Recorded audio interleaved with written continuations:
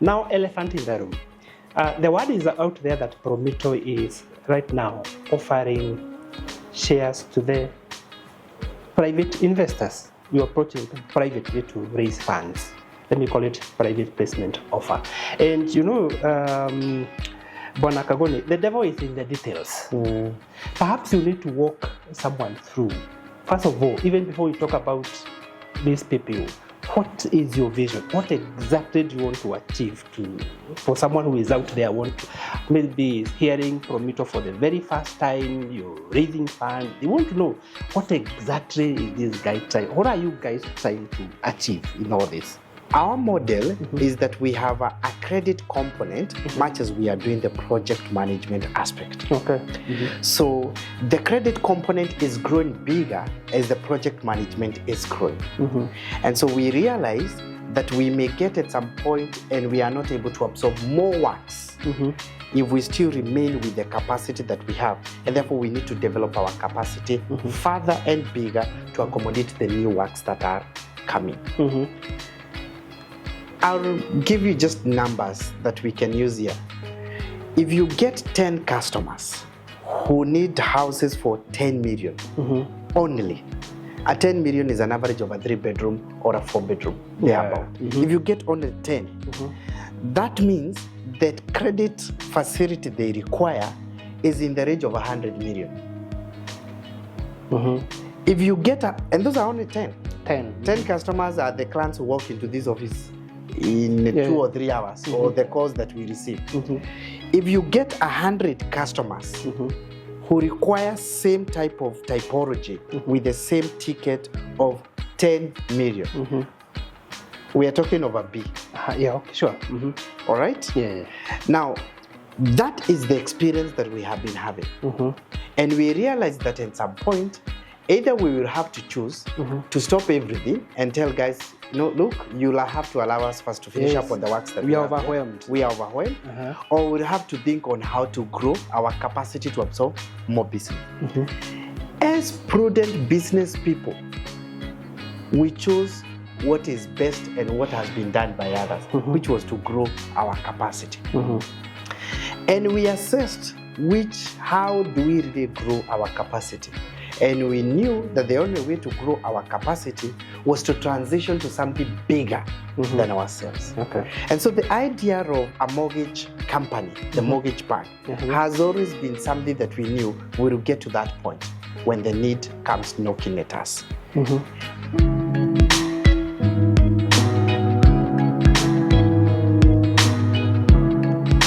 We mwega mwiroreri wa metha ya Kagoni ritwa rĩakwa njĩtagwo Jimmy kuma gũkũ kwa Promito kũrĩa tũkwĩraga ithuĩ no gũgũteithagia na ũhoro wĩgiĩ wa mwako angĩkorwo wĩna kĩeya gĩaku ũtuonie mũgũnda waku ũtuonie kĩeya gĩaku na wethe 30% na ithuĩ tũgũteithĩrĩrie na mbeca icio ingĩ na tũcoke tũgwakĩre.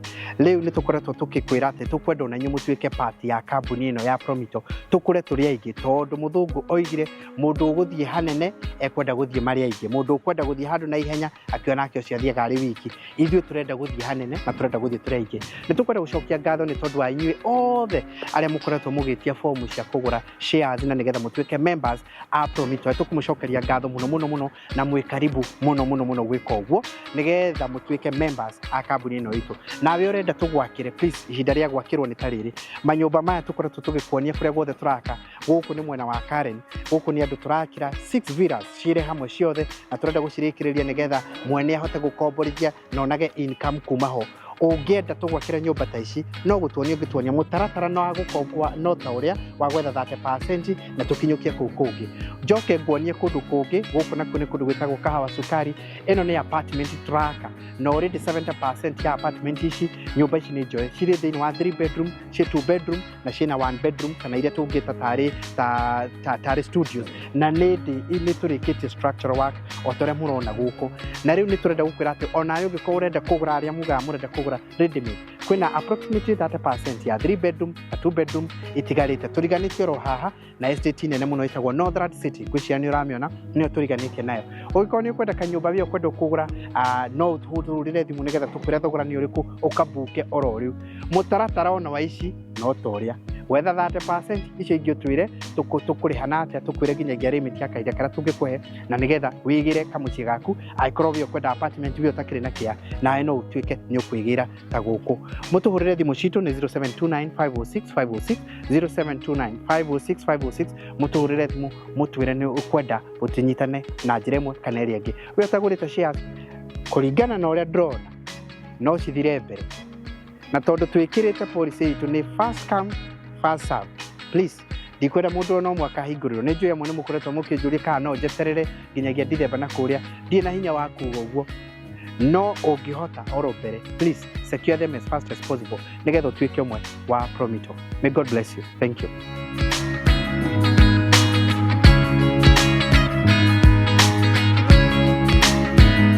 We want to welcome you to this conversation, and we want to discuss a bit of shares, investment, and how to raise capital using shares. And I'm joined by two panelists here. I'm joined by Mr. Moada, who came across something that we were doing as Prometo, and I'm joined with Mr. Mark, who I'm going to give a chance also for both of them to introduce themselves. But first thing first, my name is Jimmy Kagoni from Prometo Limited. We are a construction company based in Nairobi, Kenya. We offer construction services, both the construction financing and construction project management. And we are going to dive into what are we really doing, the process of shares, private placement, initial public offer, how do we go about it, and so forth and all that. And we want to invite you because we want to really make everybody understand how does it really work. And because Mr. Moada, who is on my left, had already tried to allude to that conversation, we want now to understand each other. How does it go? So, Peter, welcome to an intellectual conversation on investment. Pure intellectual conversation on investment. And so I want to request the two gentlemen at the panel today to introduce themselves in the most broad way they can so that we understand who do we have here and what kind of a conversation we are going to have here. Let me start with Mr. Moada on my left to introduce himself. Thank you, Jimmy. My name is Moada Njoroge. I can't, words may not be enough to express how I feel about this conversation because I have been very, very hungry about it. And Prometo came out big in terms of doing private placement offer. And out of my interaction with my viewers, I've discovered there is so much that they would wish to know. And as a consultant, I thought this is the very best opportunity to meet, especially you guys, drivers of Prometo. Perhaps you'd help us walk through the journey you have been, how you want to do it, and the things that people who intend to invest with Prometo need to understand. But what I would want to promise my viewers wherever they are, because there have been so many, you have asked me so many questions about Prometo. We are here to bring everything that you need to understand about not just this process, but where have they been, how have they been doing it, what is their business model, what is it that they want to achieve in the market, and how exactly will they grow your wealth. Stay put even as we discuss this, because I believe this is your time to understand everything you need to understand about Prometo, real estate business in Kenya, construction industry, and how they intend to raise funds through private placement offer. And not just that, they have all the intention to make you rich. Stay put. Thank you very much, Mr. Moada. And just to put this into context, Mr. Moada wanted to understand, and most of his clients actually reached out to him. They wanted to understand exactly. Please tell us about these Prometo shares. What are they really trying to do? What is it? And so it was only fair we accorded him the opportunity because he's representing hundreds, if not thousands, of his own clients that would want to understand who we are as Prometo, what do we do, what is the process like, and so forth. And if you have not watched a clip that he did about these shares, you didn't need to watch it so that you really understand where we are coming from, because that's actually the basis of this conversation. And we are more than happy to even have you so here much. So that we answer all the questions you might be having, every area of clarity, and you can also give guidance from what you know and all that. Let me usher in Mark, who is going to introduce himself and possibly answer your first question of who we are as Prometo, what we do, and what is it that we are intending to do, and what is our area of collaboration with the viewers and the people who are seeing us. Karibu sana, Mark. Asante sana, Jimmy and Bwana. So, my name is Mark Mwema, and I am a finance and investment specialist. Okay. And I also serve as the chairperson of the Finance and Risk Committee in the board of directors of Prometo. And one of the things that we are looking at achieving today is being able to demystify investment processes and possibly enlighten our listeners and potential clients about what we do and what we how we impact the society through the day-to-day operations of Prometo.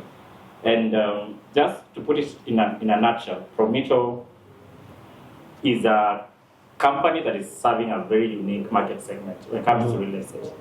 I know there may be that view that there's oversupply of housing units in the markets. Then trying to marry that with the government data that there's a deficiency every year of about 250,000 units is one of those things that maybe can easily look like an oxymoron. And what we are looking at here is how we classify different market segments in housing. Prometo seeks to provide housing solutions by financing 70% of the construction costs of our clients. And what makes it unique is that most people are looking for housing solutions, but they may be not looking at urban centers or peri-urban solutions. So you find that you're a Kenyan, but you don't want your house in Nairobi. You want your house back in Kisii, Gem, where you basically come from in our country.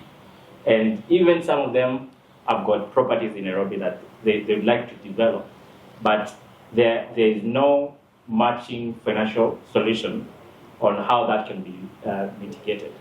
So Prometo steps in, whereby the client only provides 30% of the required amount, construction cost, but before then, they take away the stress of thinking about construction and thinking about building by this. Prometo works with you as a client from conceptualization to design work to approvals to execution, hands over the house to you, and further gives you a 7-year repayment period. Okay.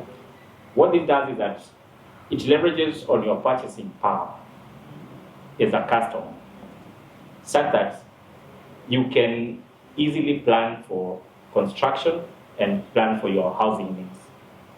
By so doing, we've seen some of the most amazing stories.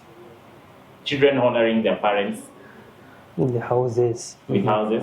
We've seen people that saw that the housing solution is a pipe dream, is unachievable, being broken down to easily consumable chunks.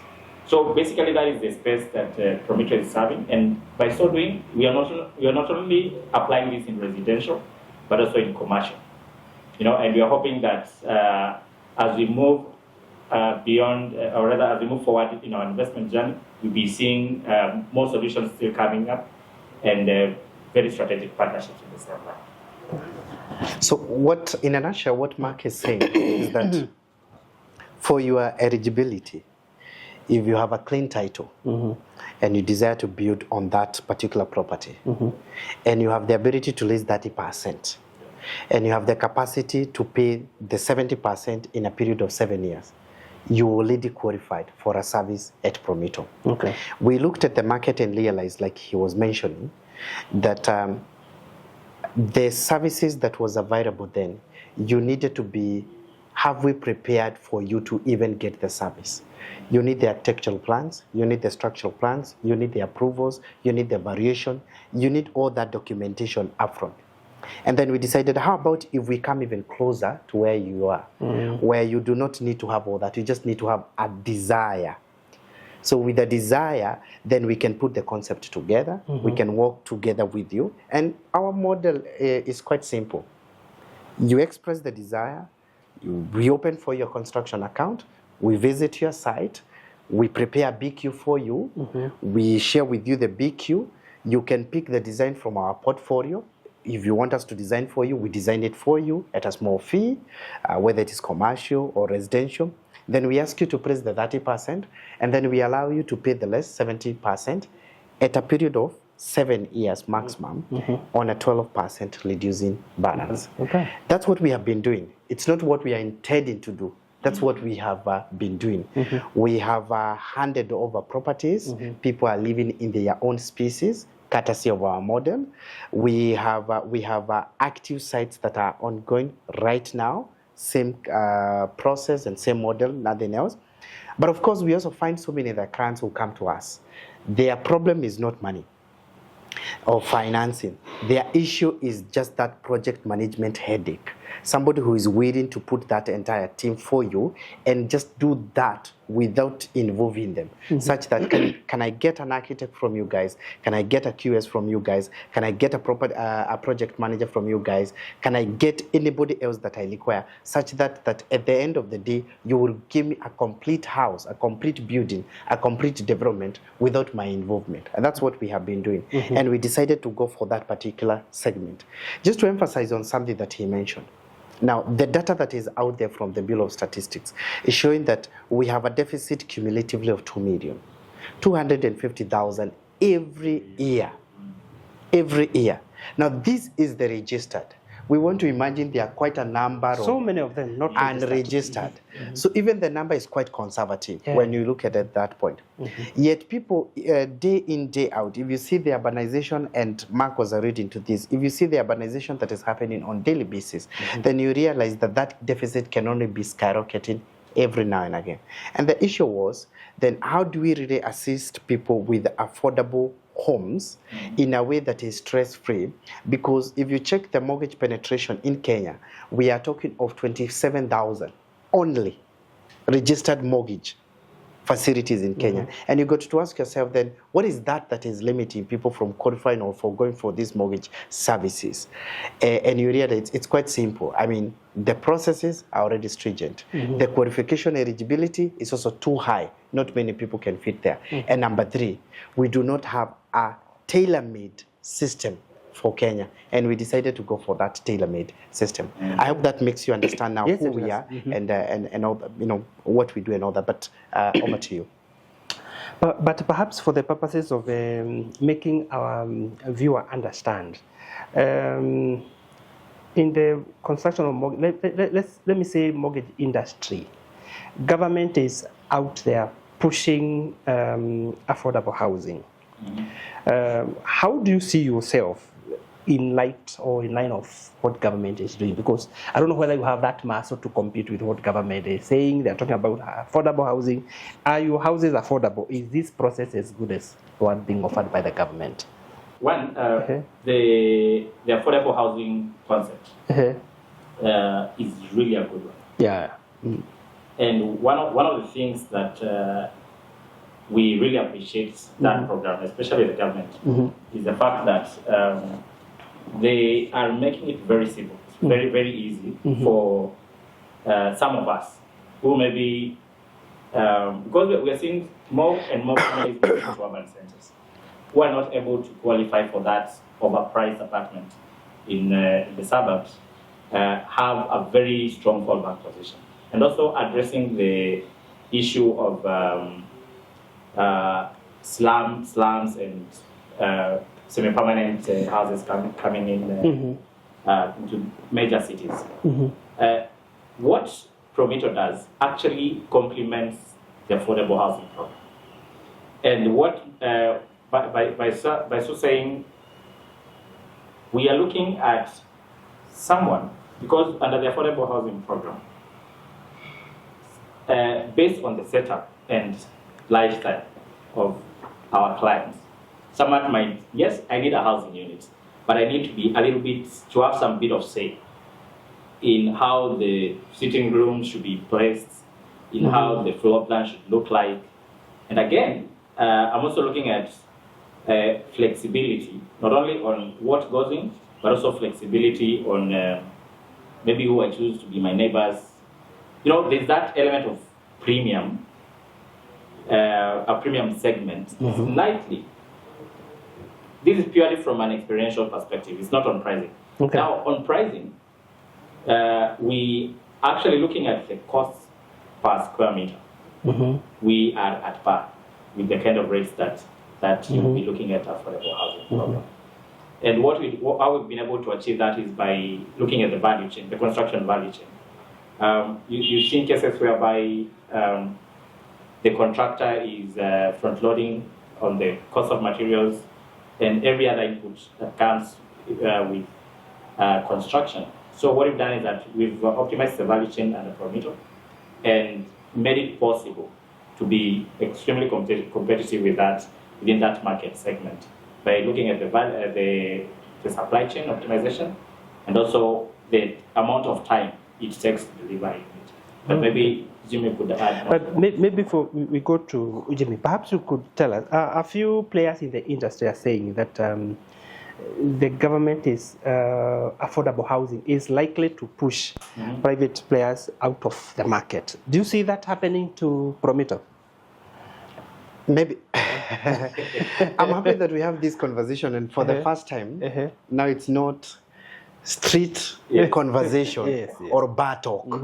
It's a serious something we can really get into this, and I'm happy to have this conversation. Now, allow me just to step, just to go back 1 minute and connect it with your question. You see, the real estate is like a buffet. You select what you want and what really fits you. There are families that are comfortable in going for apartments. There are others that want to go for a tailor-made home, ready-made homes, and they go for that. There is another group that want to do theirs from zero to the end. Okay. All right? Now, the government is offering the service to people who want something already prepared, apartments and all that. And they are attending to them. And we are happy with that. Up to there, we are not competing because that's not our space. There is another group that is offering ready-made homes. You come, you pick, if you feel this fits what you're looking for, you pick it. They are there, and we have seen even in the pie chart exactly what space they are occupying. We are in the space of those ones who have their own land. They would want to develop their own thing. They have an idea of how their own thing would look like, and they want to go for that, and they want somebody who can facilitate their own design. Their own design. Okay. That is very important. Their own design. And in their own land. Because you realize that in these other two, then they dictate exactly where the service is. Yes, okay. So if we are doing this in Lower Kabete, I mean, you cannot tell us that you want to have this in Kitengera. You cannot tell us that you want to have this in Ruiru. The houses are in Kitengera or in Lower Kabete. As we are coming to where your land is. So if you bought your land in Joska, we believe there is a reason why you went to Joska. If you have your land in Nyeri, we believe there is a reason why you went to Nyeri. Okay. If you have your land in elsewhere, we believe you have a reason why you went where you went. That is the market that we serve.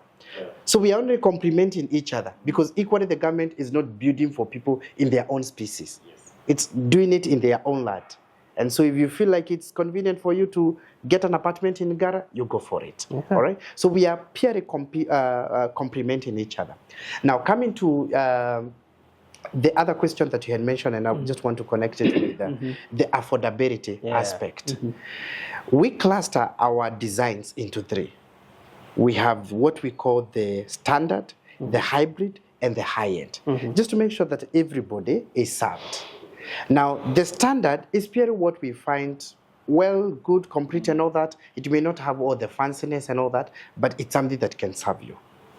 We have what you find as the high end. As the name suggests, it's purely high end. If you really want to stay well and you feel like you are not within the average market and all that, then we serve you with it.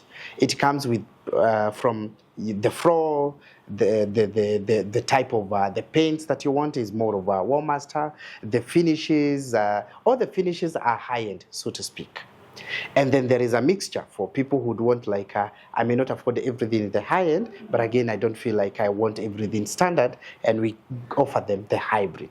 So depending on where you fall, the beauty about construction is that the codes are dictated by a body. The market, the costs are out there. So you find, for instance, currently, the cost of construction for standard houses in Kenya is in the range of 50,000 to 55,000 per square meter. 50 to 55,000.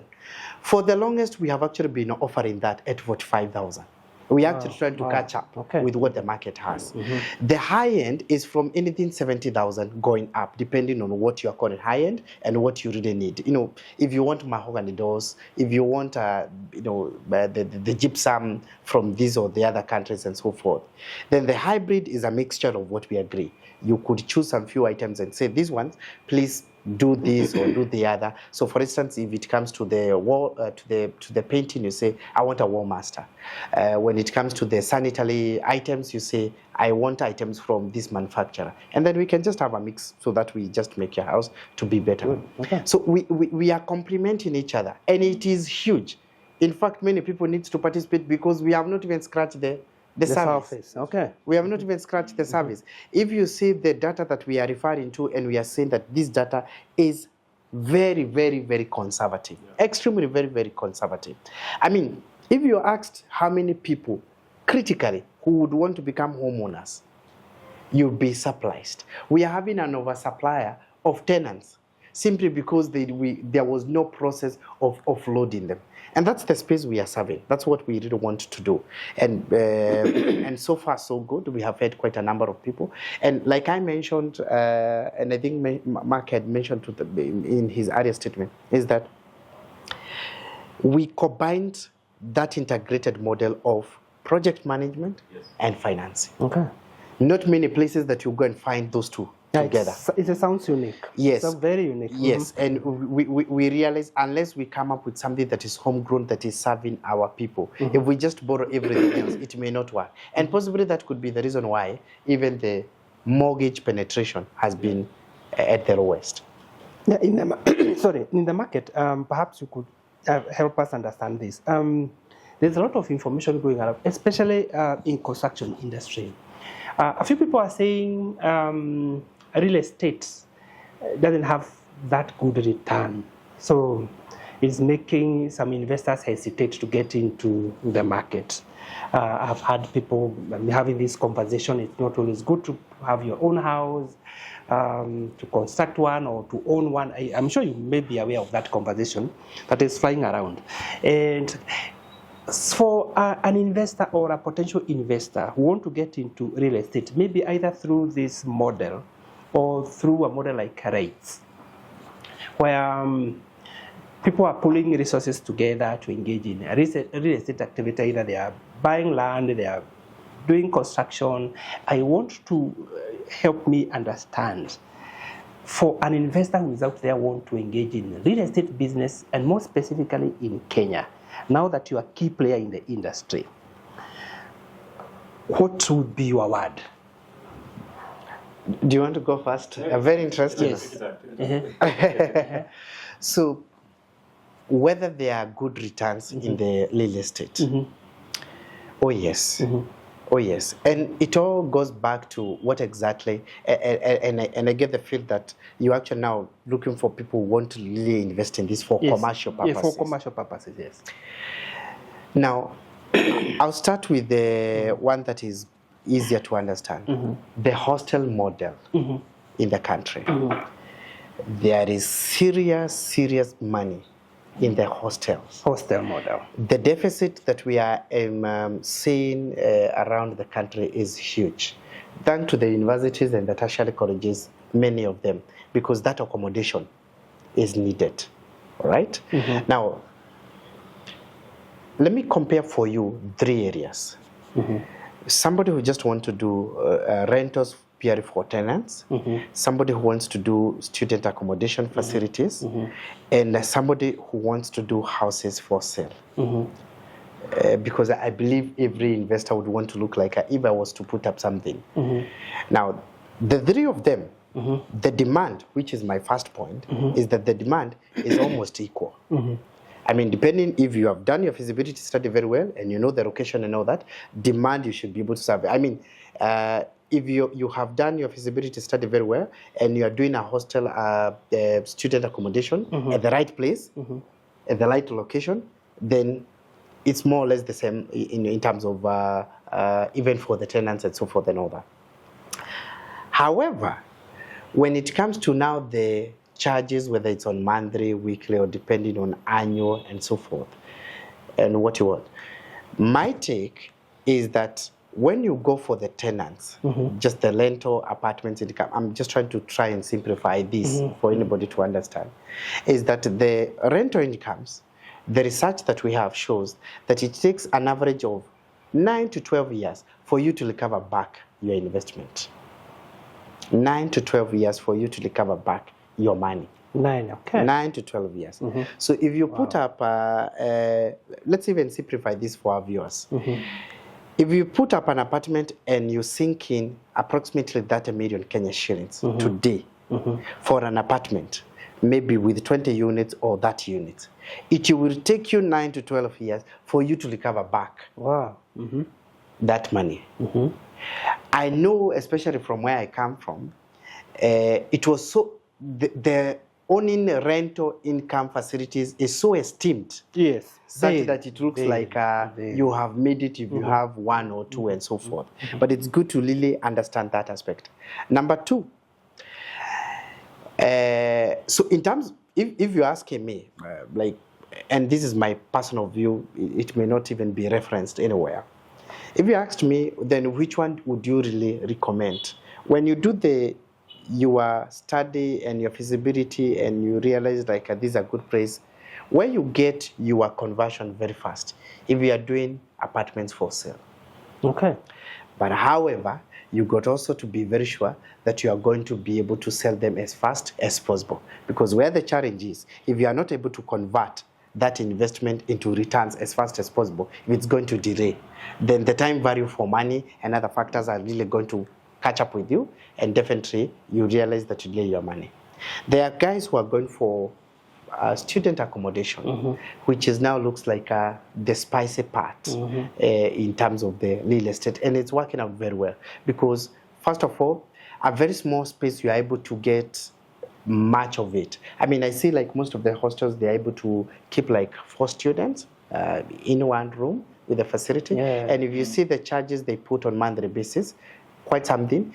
If you are to do rentals for the same kind of a space, you realize that how much you would actually get from that space will be much lower compared to doing it to the student. The only downside part of it is that you must ensure that it's also fully occupied the entire year, January to January, through and through. Otherwise, if there are gaps in between, then at the end of the day, you realize, especially when they have long holidays and so forth and all that, then you realize you don't have income for that particular period of time. So the opportunity is there. I think it's more of you just analyzing which one works for you, but also being fully aware where the money is and how you are really going to get it. But the opportunity is right there. I don't know whether Mark shares. Maybe before, maybe you can go before I just want to add something on that. Real estate, I'd like us to look at it as a supply chain problem, actually. The return is a supply chain problem. And in this manner, it depends on your entry level within that supply chain. Remember, by the time a unit comes to the market, it's about 20 to 30% contractor margin that has already been loaded onto that unit. That is a sunk cost to you as a buyer. Then secondly, should you be buying that unit through mortgage, and based on the prevailing market rates, you're also adding another cost of credit, which further eats into your net return on that asset. One of the things that we've been able to achieve and under Prometo is the fact that we're cutting all that off by saying we are limiting the contractor margin. Number one.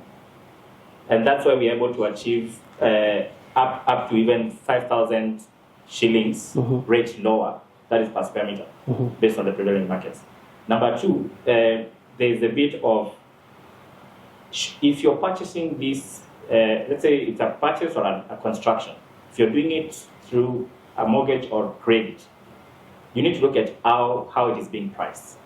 Currently, we are doing we are financing our clients at 12% per annum, reducing balance. So if you now look at the forwards with regards to inflation levels in the country, the prevailing inflation and the cost of credit, and you look, you now compare that, you do a cost-benefit analysis on how you place that piece of real estate in your personal balance sheet, whether it's a long-term investment for galvanizing your asset base, or it's commercial, you find that you end up being profitable. The second thing is this. We are seeing a change in how people are approaching commercial real estate. In that, if today I'm doing a shopping mall, instead of acquiring land, either I can do a joint venture, which reduces my initial sunk cost on that project. Or secondly, instead of acquiring the land, I can lease it for about 10 to 15 years and utilize a much more easy to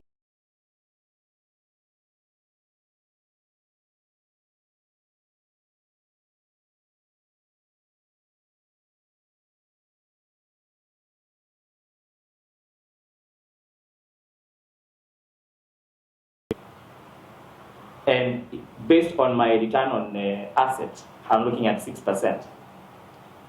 By converting that asset to an Airbnb, I'm increasing the return on assets of that specific asset to double. At the end of the day, makes a lot of investment sense. So if we look at it purely from a conventional perspective and the prevailing interest rates, it might not look as attractive. However, when you put your mind into it and work it out based on your long-term goals, it's something that actually is quite attractive. Let's say the way Prometo does it, right? The way Prometo does it. Maybe your personal opinion on this. The other day, Kiharu MP Didi Nyoro was saying that investing in equities is better than investing in real estate. Maybe before we move to now the elephant in the room, private placement offer. What is your take on his word? Both of those asset classes require significant knowledge. It's not given. It's not given just because today I'm investing in equities. I'm guaranteed a higher ROI than someone who is investing in real estate.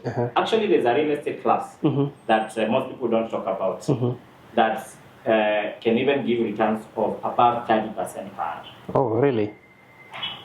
And I mention it because I've got some friends that have invested in it. Yes. These are people that are coming in and investing in houses that you put up in a very short period. You lease the land, you put the piece of real estate, and the ROI is almost 30%. So the approach to the investment, and also even on equities, when you compare equities, when you look at equities in Kenya and equities in other markets, again, the return landscape is very different. Equities are heavily dependent on the macroeconomic landscape. Things to do with the geopolitics, things to do with the global inflationary pressures will still affect the performance of that specific equity. So there's always a risk element. Okay. And when you're doing a comparative benefit analysis, you need to go out on innovation and not rely purely on available market data, because you find that there are pockets of extremely lucrative opportunities within the same segment or investment class that someone thinks is not profitable. Okay. Yes. Good for that. Now, elephant in the room. The word is out there that Prometo is right now offering shares to the private investors. You're approaching privately to raise funds. Let me call it private placement offer. And you know, Bwana Kagone, the devil is in the details. Perhaps you need to walk someone through. First of all, even before we talk about these people, what is your vision? What exactly do you want to achieve for someone who is out there, maybe is hearing Promito for the very first time, you're raising funds, they want to know what exactly is this guy trying, what are you guys trying to achieve in all this? Okay, thank you very much. And I'm happy because we have had the background of first understanding. Yes. What space are we in and what are we trying to achieve through this home ownership model. And I'll tell you for sure that when you check on the growth trajectory that we have experienced for the number of years that we have been in this space, it is what is informing us about our future. This is not something that we just bumped into. This is something strategically we prepared for ourselves for 3 years ago. It's not something that we have just woken up and thought. It's not an emergency. It's not an emergency. Okay. It's not an emergency. We knew we will get into this space. We have discussed it with the board. We have discussed it internally, and we knew we will get into this at some point. Now, our model is that we have a credit component, much as we are doing the project management aspect. Okay. So the credit component is growing bigger as the project management is growing. And so we realize that we may get at some point and we are not able to absorb more works if we still remain with the capacity that we have. And therefore we need to develop our capacity further and bigger to accommodate the new works that are coming. I'll give you just numbers that we can use here. If you get 10 customers who need houses for 10 million only, a 10 million is an average of a 3-bedroom or a 4-bedroom, thereabout. If you get only 10, that means that credit facility they require is in the range of 100 million. If you get and those are only 10. 10 customers are the clients who walk into this office in 2 or 3 hours, or the calls that we receive. If you get 100 customers who require same type of typology with the same ticket of 10 million, we are talking of a B. Yeah, okay, sure. All right? Yeah. Now, that is the experience that we have been having. And we realized that at some point, either we will have to choose to stop everything and tell guys, no, look, you'll have to allow us first to finish up on the works that we are have overwhelmed. Here. We are overwhelmed. Or we'll have to think on how to grow our capacity to absorb more business. As prudent business people, we chose what is best and what has been done by others, which was to grow our capacity. And we assessed how do we really grow our capacity? And we knew that the only way to grow our capacity was to transition to something bigger than ourselves. Okay. And so the idea of a mortgage company, the mortgage bank, has always been something that we knew we will get to that point when the need comes knocking at us. And that's now what we want to transition to accommodate more works. There is a reason why we did not do it last year, because we were not there. There is a reason why we did not do it 2 years ago, because we were not there. There is a reason why, in fact, we thought this will come possibly next year. But the demand has proved us that we actually need to do it now. So we are now wanting to transition to something bigger than ourselves so that we accommodate the demand that is out there. The numbers that we have, for instance, for next year only, the registered contracts and express desires for projects that we need to launch next year alone, we are talking in tune of 4 billion. We are in October. November, they have not even registered. December, they have not registered. And even in the year, the year that we are discussing here, there will still be more business coming. What are we really going to do? How do we really grow this? And so we thought that the idea is actually to transition to a mortgage bank that gives us the capacity to be able to handle a bigger credit component for many customers that will come into this space. Now, if you allow me to go further and just mention this, that we do not intend to start a bank. We want to acquire one. Luckily enough, when we were having all this discussion, boom on us, central bank lists so many banks. that they either look for a strategic investor or they merge or they partner or whatever or it they is. partner. So this was such a big coincidence for us, because just when we are planning this to happen, then central bank tells us, you are spread for choices, guys. All these people are here. So even where we had analyzed on who we can work with and so forth and all that, now the cake is bigger.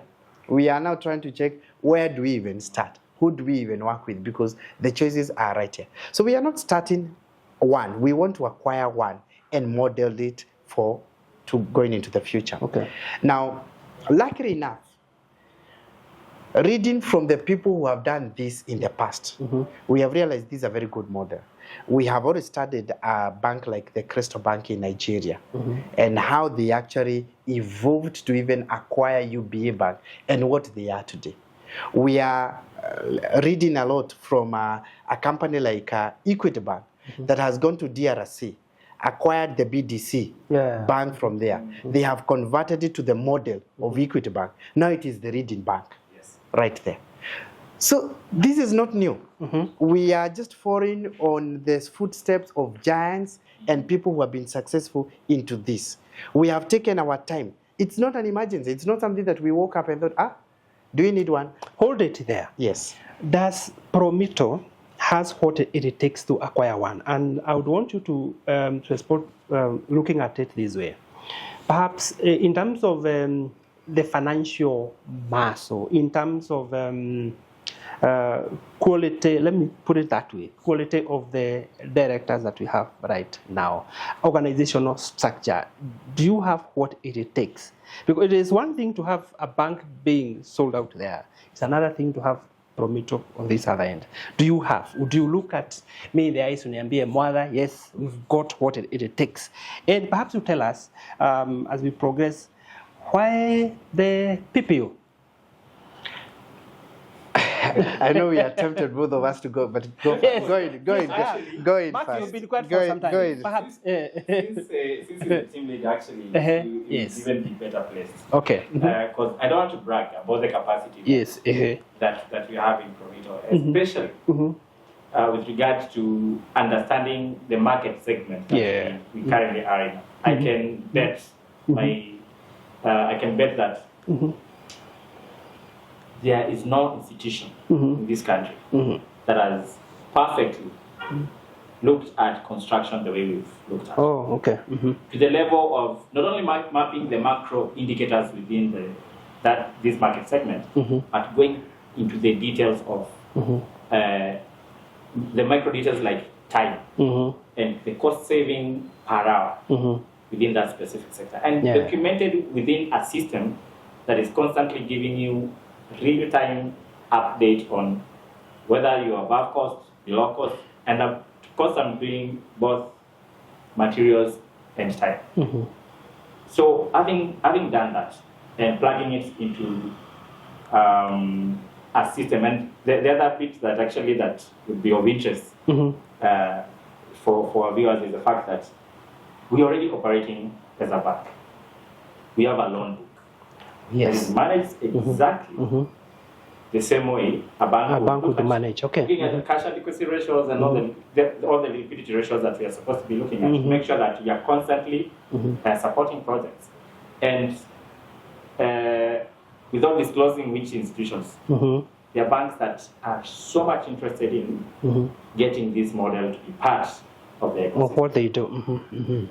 That shows you that from a credit perspective, legal standpoint, and also understanding of the banking and financing landscape, we are very well acquainted in that. With regard to our board constitution, our board chair is a very high-ranking officer of one of the regional development finance institutions. And not only that, he's a lecturer in London School of Economics and has got a very in-depth understanding of the financial aspect, both from a banking perspective and a multilateral finance perspective.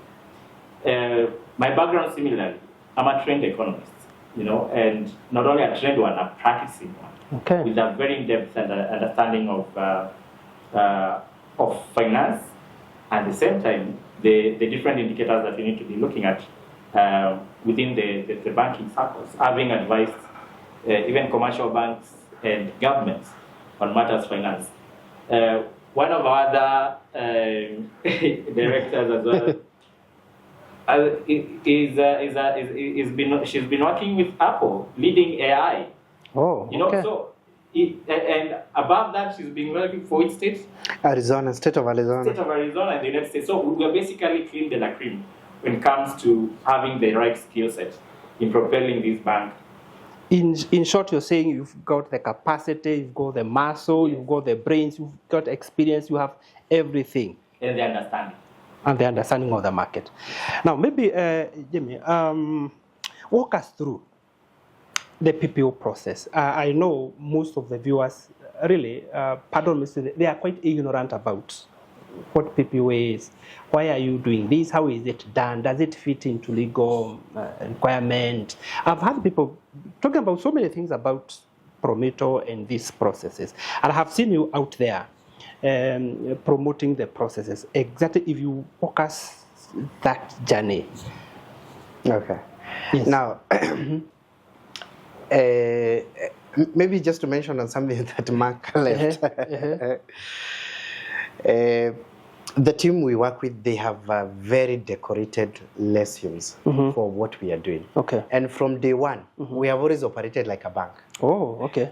It is just the name we are going to acquire. Wow. In fact, if we started today to be called whatever as a bank, possibly nothing will change from day one. Okay. The way we manage our activities from zero to end, everything. If you check on our organizational structure, you check on our departments, you check on our operations, you check on our own book, you check on our project execution, possibly there is nothing that will change. In fact, we have had the time to visualize that and we realize maybe there is nothing to change. Oh, okay. It was just acquiring the name. You didn't even try to fake it. You just been making it. It was a very deliberate. It was a very deliberate. Including credit scoring. Okay. Yeah. Yeah. Credit. KYC, all this. And now that you have given us the opportunity just to brag about this, our viewers want to know. Maybe banks even need to benchmark with us on how we have managed our NPL to levels of less than 1%. I must give you, maybe before you respond to the question I had asked, I must give you credit for this because it has been a while since a company came out to strongly promote its business model and intentionally and deliberately do so through private placement. And I have seen you doing it. Yes. And I told myself, perhaps these guys, maybe Nisisi Hatuoni, they've got what it takes. And as you have confirmed, we are good to go. We had a conversation in-house, and there is a local bank, I think, they also want to run an IPO. And we had a conversation of why are they not being mentioned the way Prometo. Yeah, and whoever we were engaging said, because people go where they are interested. Yeah. We are happy that there is such a goodwill out there, and possibly for quite a number of people who have worked with us and have seen what we are able to do. And we decided to go for a very difficult sector, as it was termed, and we are happy to report that indeed we have mastered how to do this. So I just wanted to confirm that it's just the name we are going to acquire. The processes, everything and all that, from credit scoring, everything that we run, our operations and all that, we decided we want to maintain them at that level. Okay. Now, coming to this process and what it is, I've seen a number of confusions that people don't understand. What is the difference between a public offer and a private placement, like you correctly refer to it? A public offer is either an IPO, initial public offer, or you are going through by introduction, or so forth, all right? For a private limited company like ourselves, the space we are in, what we need to do is actually a private placement. And that's what we have decided to go for, which is a process to actually now convert us going into the future to a public company, all right? Now, what do we require? Number one is the valuation of the company. Correct. which we have done the valuation of our company from the audited accounts and from the numbers that we have. And we have used the best method of discount cash flow method to really tell exactly how much are we worth. All right. Out of that, then we have structured our shares to match the valuation of the company. And that's how we have been able to come up with the 20,000 per share in for a number of 500,000 shares that the company owns. 500,000 shares worth of 20,000 per share. That converts it to 10 billion shares. 10 That's billion, okay. like our fair value, which is also very conservative, literally very, very conservative. We wanted to look at it that way. Now, after that, is that they will require you that you need to put your profile out there, which is basically what we are trying to do even with processes like this one. Who are you? What do you do? What are you engaged in? Do you have any subsidiaries that you need to disclose and so forth and all that? And that's what we have also been trying to do. Luckily for us, it's not even the first time. Even before we got into this, we made sure that we are out there, and anybody who has been interested to know who we are, our profile, our activities have always been out there for us, for anybody to know exactly who we are and what we are engaged, we are doing. Then after that, they will require you to say exactly what is the period of time you really anticipate to run the PPO. All right. And so we decided for us, we just wanted to do it for 2.5 months. Just a short window, unless the board sits and decides otherwise. For now, we just want to do it for 2.5 months.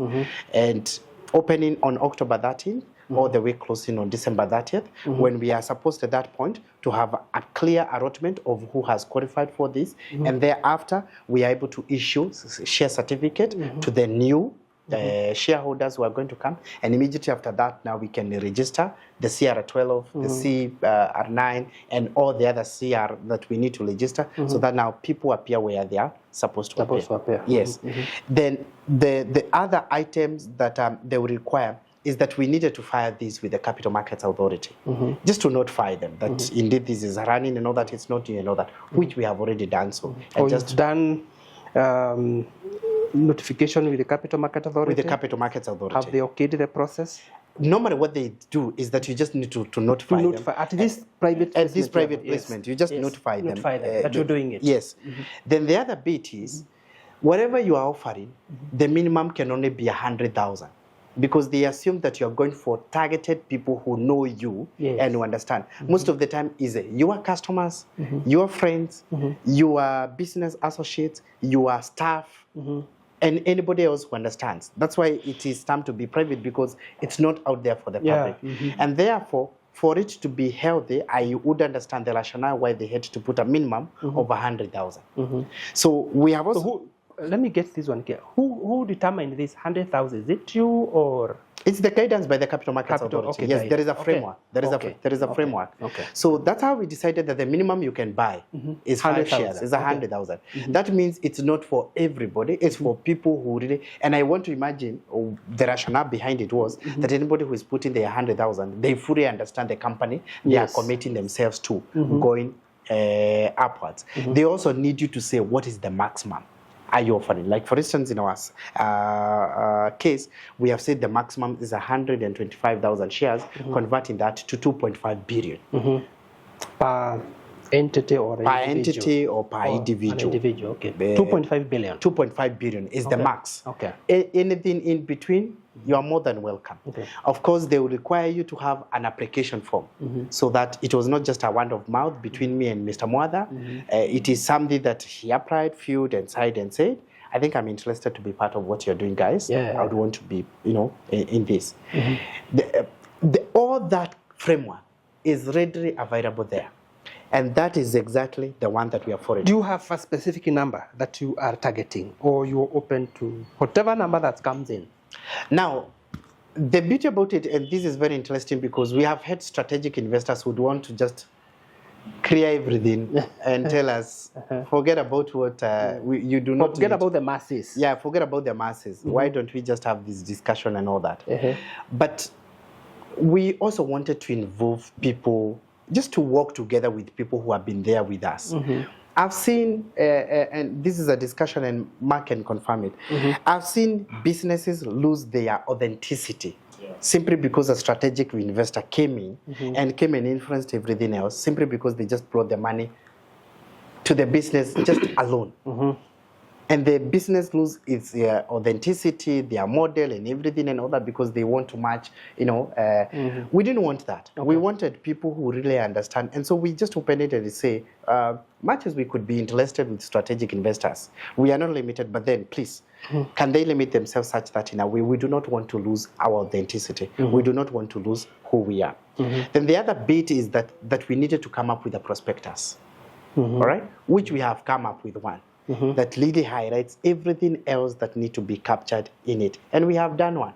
Possibly not even, for some of us who have been in these markets and have seen how our prospectus looks like, maybe we have tried our best to give you something nice. I don't know whether you have come across it. Just to ensure that at least we have a document that can also serve the purpose and what we are trying to do.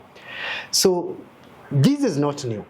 This is something that has been there. And the beauty about it, which is not spoken, is the benefit it brings to the people who are investing in this. Because many people are aware of the benefits that are accrued from the share acquisition, which is most of the time the dividends.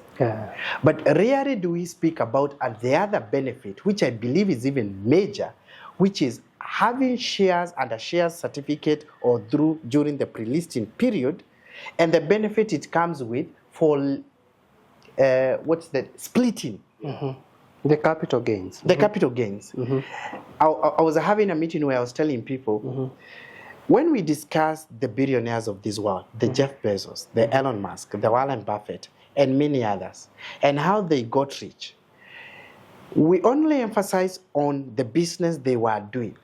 What we don't really say most of the time is that while Elon Musk, we know him because of the Tesla, and Tesla is the signature business that gave him money, but in reality, it is the offloading of the shares of that particular company that made him who he is.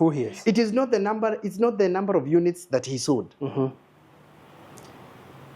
Now, what we are never even told is that when he was offloading the shares to become public, he was not the only one. His staff were part of it. His friends were part of it. His colleagues were also part of it. But since he was the only face, so we only discuss Elon Musk. But there are so many other people who become billionaires in between there who had shares in the same company because he was not the only one who took the shares to the market. Now that opportunity where others were able to work together with him to become billionaires is most of the time not spoken, but a very critical aspect of wealthy generation. If only, and I believe many can even share their experiences. I had an opportunity in participating, the very first time I had an opportunity to participate in personally for a share certificate was through a company called CIC, an insurance company. They wanted to be listed, and we came across that they were selling their shares all over the counter. And so we bought the share certificate. I remember, I think I bought like 5,000. But during the splitting, 5,000, I don't know how they converted it to 20,000. Then eventually I had 100,000 shares. They listed the market price when they got their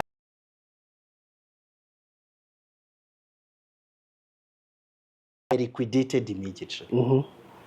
During this session, I've also come across people who bought equity shares under similar arrangement. And I think their splitting was almost going 10,000 times. And so when it was listed, they became overnight millionaires and billionaires because of that. I was right in the middle of the IPO for Cooperative Bank. Their splitting throughout the process was 2,000. So for anybody who had only 50 shares, eventually they ended up with 10,000 shares. 10,000 shares. And then they were listing, I think, at 20 bob. So 200,000 for 50 shares. So assuming that you had 1,000 shares, then being splitted to 2,000 times, then we are talking of 2 million. And then it goes to the market with 20. You have your cool 40 million. and nobody's dead. Sure. That benefit most of the time that is accrued through this process is not spoken. I can tell you for sure that I know of many people who were not billionaires before participating in this kind of space. Because many people know shares, the benefit of shares being dividend only. True to it, but possibly actually the lowest. When you actually, there are many other people who are making a lot of money through shares when it comes to trading. If you know how to trade on shares. I mean, I've even come across a bit of analysis that has been down out there on how our own market, NSC, has been performing for the last around 10 months. People bought shares in December and how it is, all right? But like Mark mentioned it, you know, when you do even a comparison, going back to what we were having the conversation in terms of construction, remember, there is what we say, the lower the risk, the lower the returns. The higher the risk, the higher the returns. The stocks themselves might be in the category of risk, but the truth of the matter is also that's where the returns is. The guys who may be considering to go for rental income, it might be a lower risk, but equally, we need to understand it in the context of that's also the lower returns compared to other assets that we may be classes that we may be having out there. So what we are trying to do is not just for purposes of capital raising.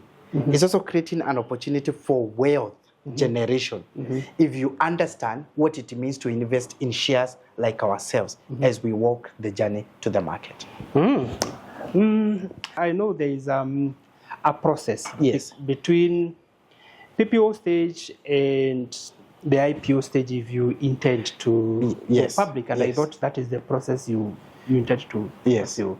And I'm aware some companies have really tried this and they have failed. So perhaps you will answer it two ways. One, how much time do you intend to give investors before perhaps you do this publicly, or how exactly would you do it to beat those challenges that have made others fall by the wayside?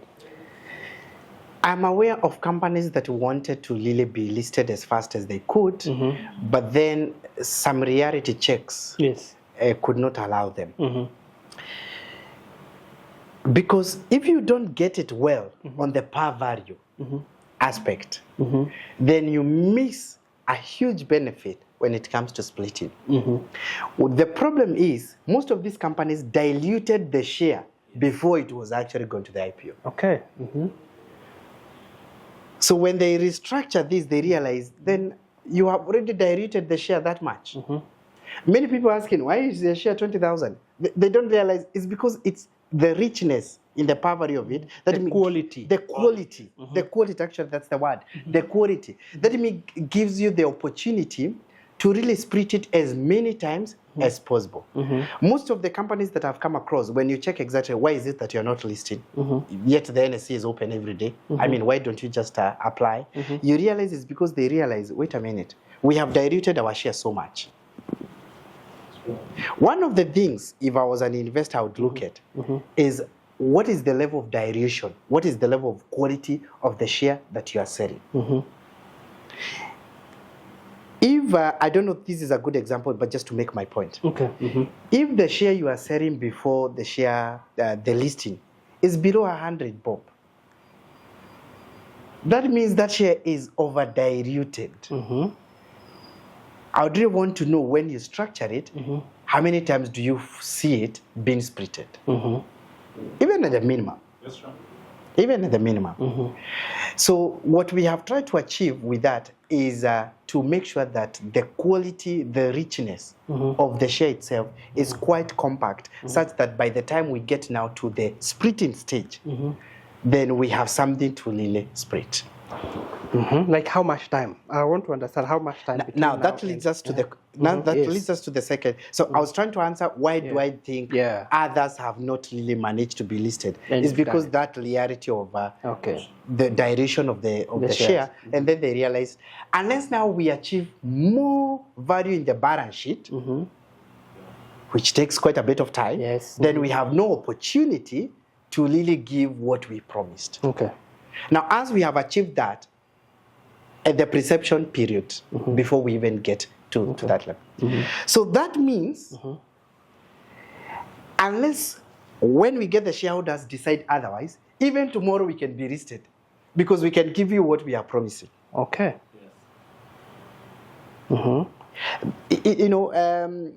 Let me just clarify that for everybody to understand that if the value we wanted to achieve is emanating from the quality of the share, we already have it.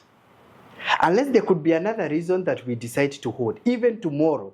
I'm looking at it from this angle. For you to list, of course, there are legal processes and legal requirements that the CMA would want to see for you to be able to list.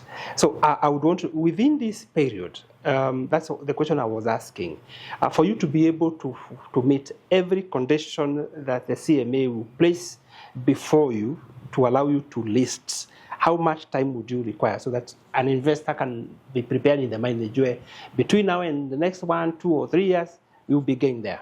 But then, to the best of my knowledge, and I know Mark will even comment to this, the requirement from the CMA is not anything that will take you more than 6 months. Oh, really? Yeah. The things they ask, unless you are not really compliant, the things they ask are very straightforward. The things they want you to put together and all that. I mean, and I know even our CMA is trying to catch up with the rest of the equivalent bodies out there. I was having a discussion with somebody from Lagos, and I was asking, why are you not considering even listing in Lagos? And I asked, what is like your process like? And I realized that other than as far as you register the company there, and you have audited accounts for 3 years, and you share with them, and you tell them why have you chosen their market and all that. Within 3 months, you'll be there. You'll be there. You register the company there, you have audited accounts for 3 years, and then you can show, and then you tell them why have you intended to go for the Lagos markets and all that. Because they are trying to be very dynamic to accommodate even new companies to come and do this. Mauritius, the same.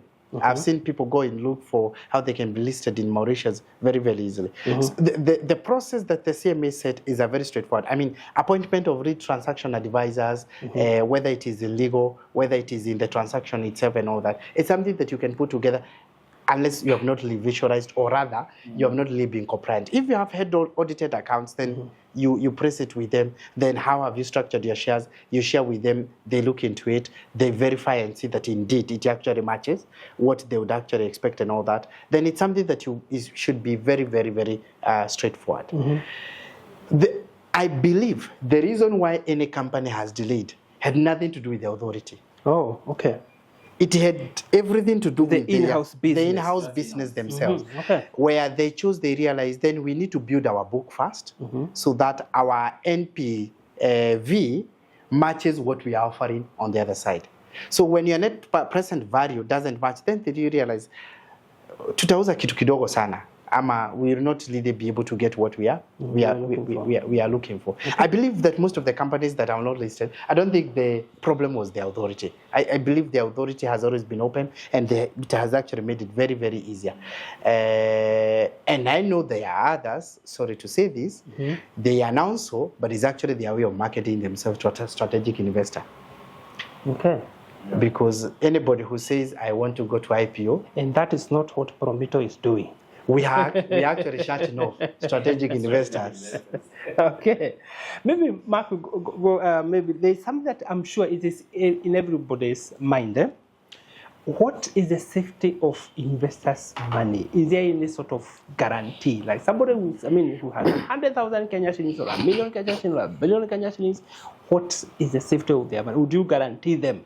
They give you their money, tukutane kwa debe. Would you do that? Great. So, one, this process has got a very strict framework that has already been provided by CMA. And all investor funds, as you speak, are within a separate account. It's a custodial, it's like an escrow. Okay. And the reason for that is this. The investor funds needs to be separated from our normal operational funds during the placement period until the investor has been now converted to be a shareholder, so that now those funds can be utilized. So those funds are secure. Then secondly, the moment you're a shareholder, you've got rights to financials, you've got rights to interrogating the operations of the company. So you're already part of the business, you're part of the partnership. So that safeguards, one, the investor funds pre-investment and post-investment, they're coming in and now being part of what you're currently doing. Of importance is that we are not prospecting for business. We are not saying we are targeting this number of clients in the next year. We are saying we already have got confirmed contracts that are in place. The yield is already there. It's just us to get to work and implement these contracts. And we are seeing even more numbers going into the future. And the beauty of having that kind of, or operating in that kind of ecosystem, it de-risks the market acquisition costs. And any investor would like to go into, and I think most of us have watched these shows whereby people pitch to specific investors. Any investor would like to go into a market segment where there seems to be undersupply of the solution that you're offering, or having a significant demand of the service that you're offering. And that is the case we are looking at here. Okay. Maybe as we conclude the conversation, I'm curious to understand, maybe now from a vision point of view, beyond this, what next? What are you seeing yourself becoming in the marketplace? Maybe as a team leader, beyond this, because I'm sure I have, and I can tell you for free, I have had people are very interested in investing in Prometo, and I appreciate that you have been able to explain quite explicitly what the processes involved, the things you've done. But now the thing is, I'm sure that right now they are edge of their seats wanting to know, okay, what next? What should we expect? I'm sure organizations out here going big, others going global, investing in other countries, or investing in other stock markets. What should we expect after the PPO is done and perhaps you qualify for the IPO and it's done? What do we expect to see as the bigger picture of Prometo, so that anybody who is coming in now, this is where we'll be headed?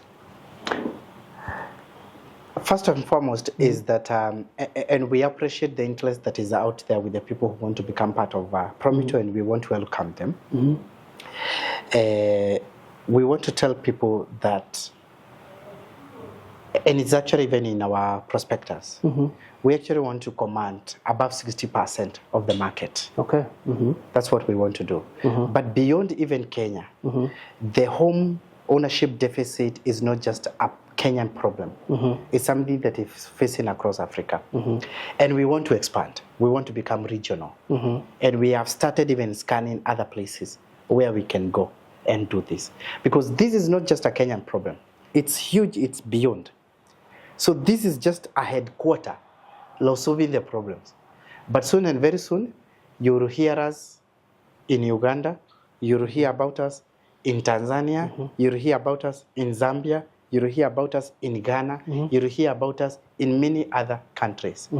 God willing, in the next 5 or so years, we should be having presence almost in every other place in Africa, at least 10 countries in Africa. Wow. That's what we are looking at. That is huge. That's what we are looking at. And you'll be surprised about this, Mwatha. We are not talking about wishful thinking. We are talking of countries that we have already visited. We have already put a team together that is preparing a feasibility study for us to know the entry. Okay. Because as our model here and as our policy, whatever we are planning to do years to come, we start it now. So the day you hear that we are in Ghana, that's not the year we have gone. We have already visited there. We have started putting everything together. We are scanning the market to see what is our opportunity like, what are the dynamics that we need to study about, what is the cake like, and so forth. So we are looking the next 5 years or so to have spread our presence across Africa. Okay. Let me surprise you about this. I was attending a conference in London, and I came across the Vice President of Botswana. And in our chat, he actually heard about this and was like, why are you not in Botswana? Why are you not in Botswana? We need this. Now, the day I was having this conversation with Mark, I think the day before yesterday, a lady called from America. She is half Kenyan, half Namibian. She said, why don't we do this in Namibia? We should be going there. We should be going there. But maybe for the sake of time, I would want you to, as we conclude, tell us why the name Promito. What does Promito mean? Promito means, somebody would want to know, what is Promito? Promito is an Italian Latin word for promise. And that actually gives us our mantra, delivering the promise. Okay. In short, you are promising to deliver this. That's exactly it. Thank you so much, gentlemen. You have heard from the horse's mouth. Yes. Prometo, they will promise what they have indicated. They have walked through this journey over the years as a construction company, and now they are transitioning to a mortgage bank. And not just starting from the scratch. They are coming for one. And the good thing is, they are not just targeting your pocket. They are targeting creating generational wealth. This is your time. This is your space.